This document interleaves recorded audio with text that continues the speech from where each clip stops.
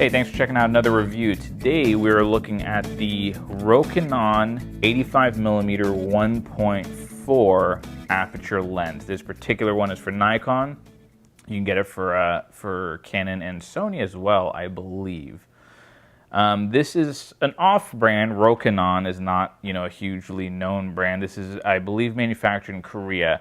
And the same lens is actually sold under a few different brand names. There's Vivitar makes one, there's some few others. But they're all the exact same lens. The outsides, I think, look a little bit different. I think the Vivitar one looks a little bit different than this, but essentially they're the same lens. This is a fully manual lens. So what that means is there's no autofocus.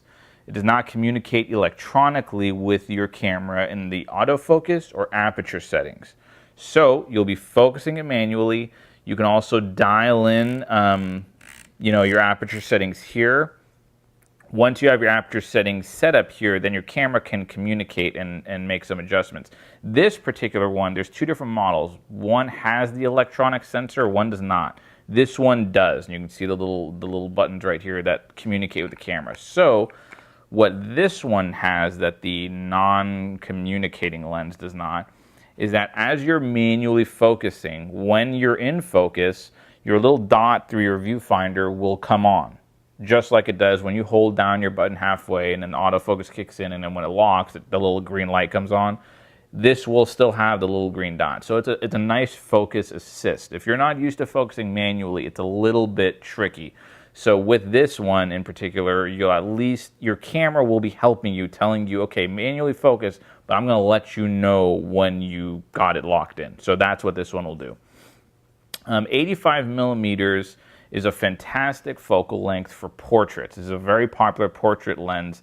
This is as wide as you'd want to be. Some people will say you want to be more closer to like 135, anywhere in that range, for a really nice portrait lens. Well, that's why this makes a lot of sense on a crop sensor camera. Like I said, this is the Nikon. I've shot with it on the D7000 crop sensor camera, and it's great because with the crop factor of 1.5, this becomes, whatever 85 is plus 40, whatever 2.5. So it actually does get closer to that really nice, ideal portrait focal length.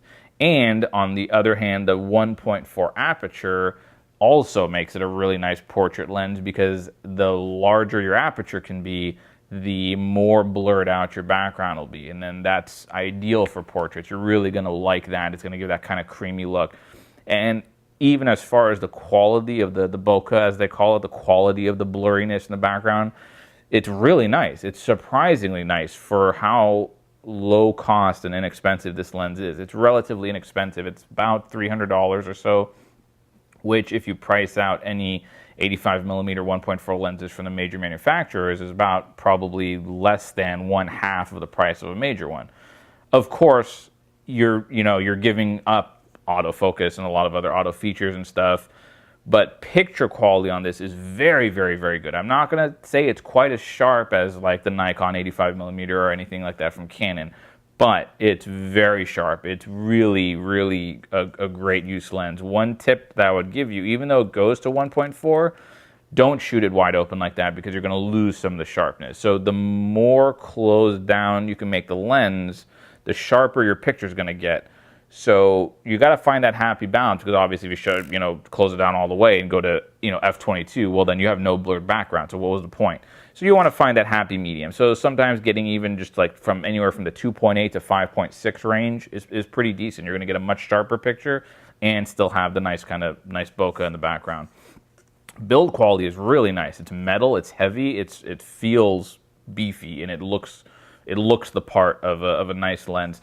The focus ring is really stiff. It's loosened a little bit since I've had it. I've only taken out on maybe 3 or 4 photo shoots so far. So it has started to loosen up a little bit, but overall it's still very stiff.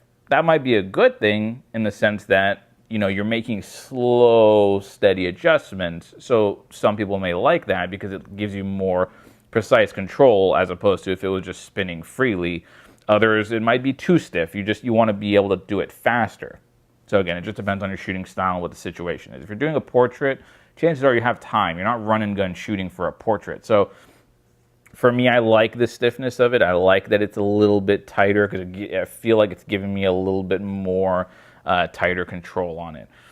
Overall, I've been very, very satisfied with it. Like I said, for the money, because it's very inexpensive for an 85mm 1.4, it's a great lens. And I think having to shoot manual focus will actually make you a better photographer. It forces you to do a little bit more work and to understand what's going on. So setting the manual aperture ring, setting the focus, manually, I think that those are great exercises, especially for newer, kind of more up-and-coming photographers that are learning the art and everything. So in that sense, I would highly recommend this if you're looking for a good portrait lens and you're on a budget and you can't afford the Nikon, you can't afford the Canon. You will not be disappointed with the Rokinon. It'll definitely serve the job until you can maybe upgrade to the more pro lenses. Hey, thanks for checking out the review.